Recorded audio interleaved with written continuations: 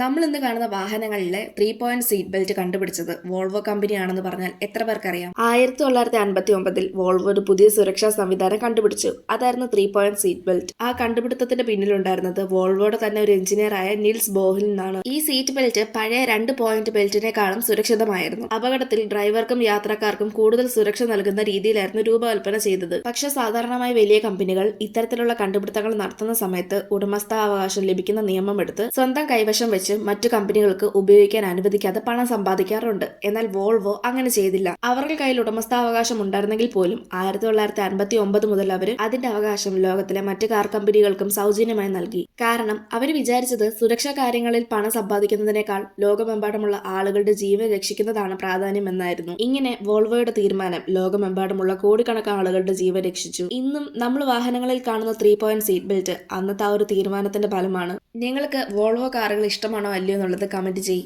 ഇതുപോലെയുള്ള കൂടുതൽ വീഡിയോസ് കാണാനായി ചാനൽ സബ്സ്ക്രൈബ് ചെയ്യാനും ഇൻസ്റ്റഗ്രാമിൽ ഫോളോ ചെയ്യാനും മറക്കല്ല്.